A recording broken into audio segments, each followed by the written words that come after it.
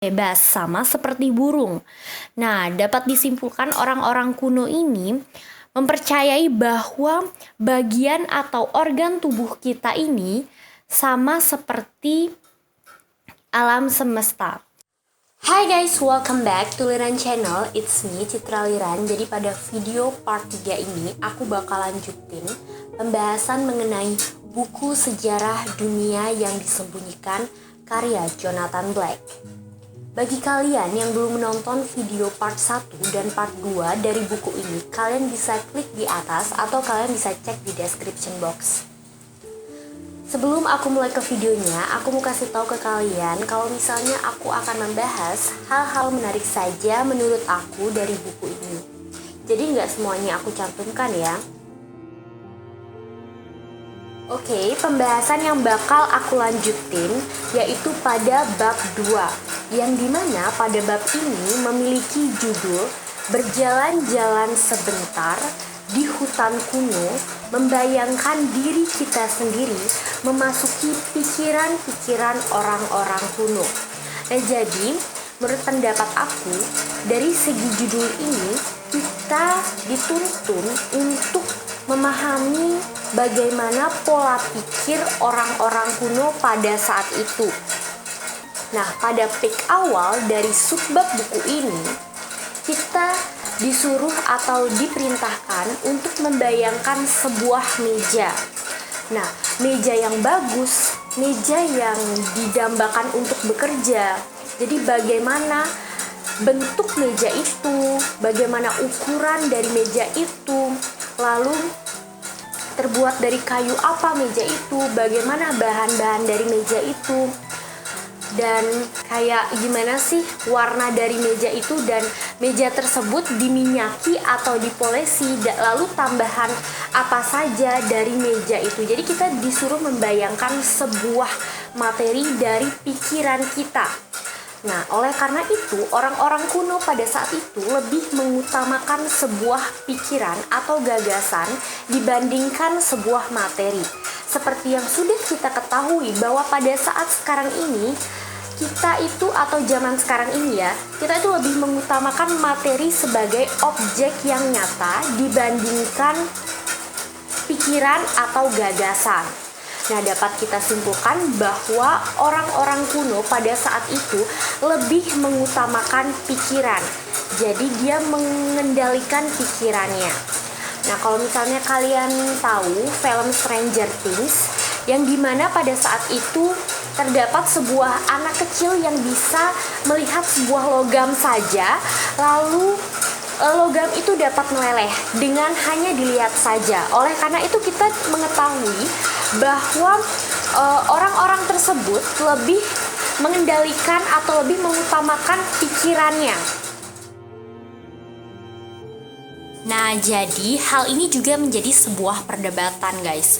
Plato atau seorang ilmuwan ini juga mengemukakan bahwa pikiran atau gagasanlah yang terlebih dahulu menjadi objek nyata yang dapat diyakini dibandingkan materi. Nah, jadi gimana menurut kalian? Apakah yang lebih dahulu, materi atau gagasan pikiran seorang manusia? Komen di bawah ya.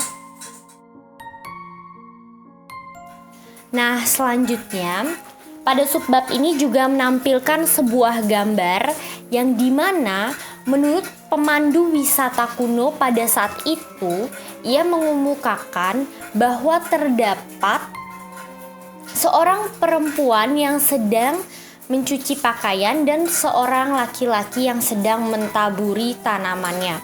Nah, aku sebenarnya juga kurang paham dari gambar tersebut, cuman di buku ini dikemukakan bahwa maksud dari gambar ini adalah sebuah zaman sekarang, yaitu zaman modern ini, yang sama, maksudnya tidak jauh berbeda dari zaman pada saat itu. Nah, yang dimana juga hal ini juga seperti menggambarkan bagaimana kehidupan masa kuno tersebut.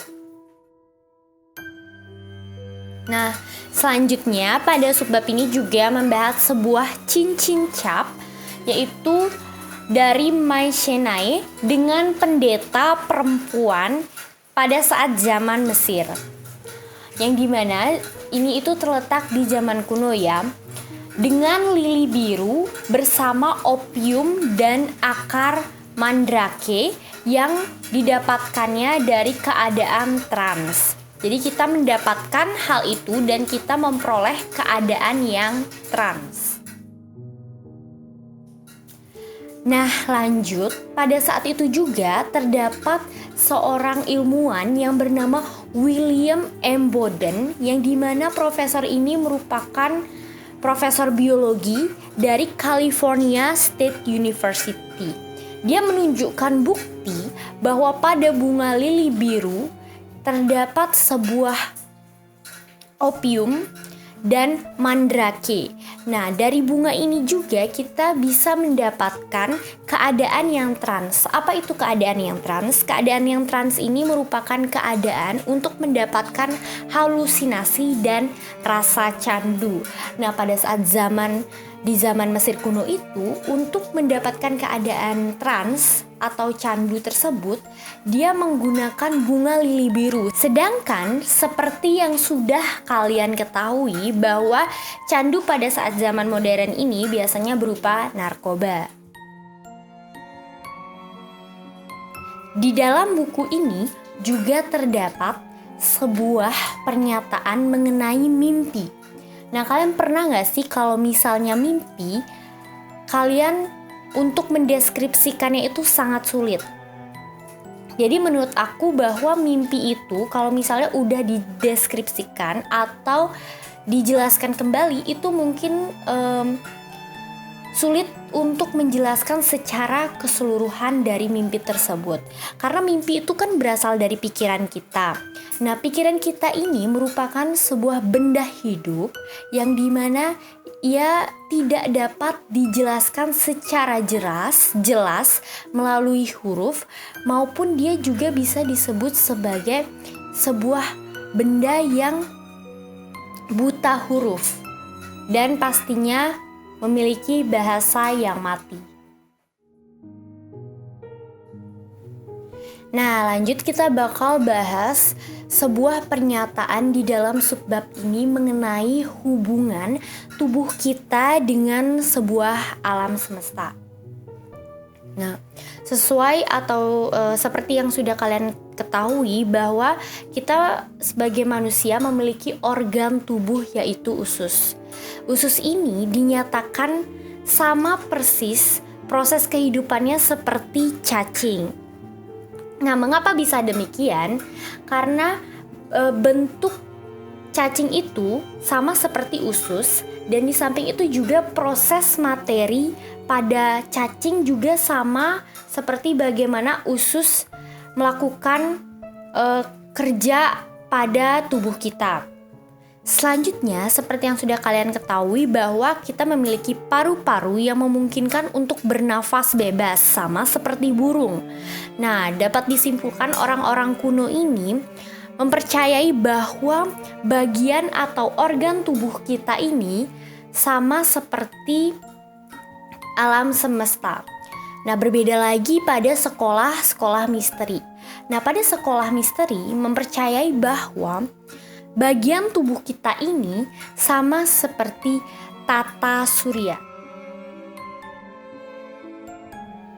Nah, menurut orang-orang kuno bahwa semua biologi itu merupakan astrologi. Apa itu astrologi? Astrologi berasal dari bahasa Yunani yang terdiri dari dua kata. Yang pertama yaitu astron. Astron itu adalah bintang, dan yang kedua ada logos. Logos itu artinya ilmu. Jadi astrologi itu merupakan ilmu yang mempelajari tentang posisi-posisi bintang di alam semesta dan mempelajari tentang benda-benda luar yang berada di luar angkasa lainnya, di mana benda-benda tersebut mempunyai keterkaitan dengan nasib yang diperuntukkan kepada manusia. Astrologi berbeda dengan astronomi. Ilmu astronomi mempelajari tata letak bintang-bintang dan planet pada sistem tata surya tertentu dan tidak dikaitkan dengan nasib peruntungan pada manusia. Oke, jadi intinya ilmu astrologi itu memiliki hubungan yang erat dengan kehidupan kita. Nah, jadi perasaan saling terhubung itu bukan hanya terhubung pada sebuah fisik, melainkan juga pada kesadaran.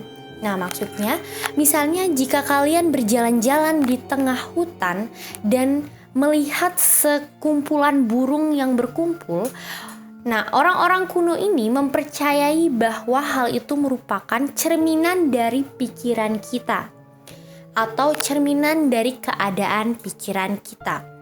Oh ya, di sekolah misteri juga mempelajari sebuah spiritual. Jadi terdapat guru spiritual yang mengajarkan murid-muridnya untuk berinteraksi hanya dengan pikiran saja. Jadi tanpa ada interaksi mereka bisa merasakan kedekatan hanya dengan pikiran saja. Nah, jadi sejatinya ketika mereka saling berbagi pikiran, mereka merasakan kedekatan fisik gitu. Nah, orang-orang kuno itu mempercayai bahwa pikiran-pikiran kita ini sangat posesif, yang dimana mereka itu cenderung lebih ingin ruang mental pribadi kita tidak terganggu dan tidak ada kesadaran lain yang masuk. Jadi di dalamnya itu terdapat sebuah kenyataan yang dimana bahwa pikiran-pikiran kita itu datang dari pikiran kita sendiri, bukan pikiran dari ruang mental pribadi atau ruang tempat lain. Orang-orang kuno memahami hal ini sebagai dewa, roh, dan malaikat. Nah, oke guys. Jadi pada terakhir subbab ini, dia itu membahas sebuah kepercayaan atau keyakinan Mesir dan orang Cina. Bagaimana memuja matahari dan kepercayaan-kepercayaan lainnya. Dapat aku simpulkan bahwa orang-orang pada masa kuno itu lebih mengutamakan pikiran atau gagasan dibandingkan materi. Nah, jadi pikiran atau gagasan itu dianggap sebagai objek nyata yang diyakini oleh mereka. Oke guys, sampai sini aja videonya mengenai buku sejarah dunia yang disembunyikan karya Jonathan Black pada part 3 ini. Aku harap kalian suka. Mohon maaf apabila ada kesalahan. So, thank you for watching and see you to the next video. Bye!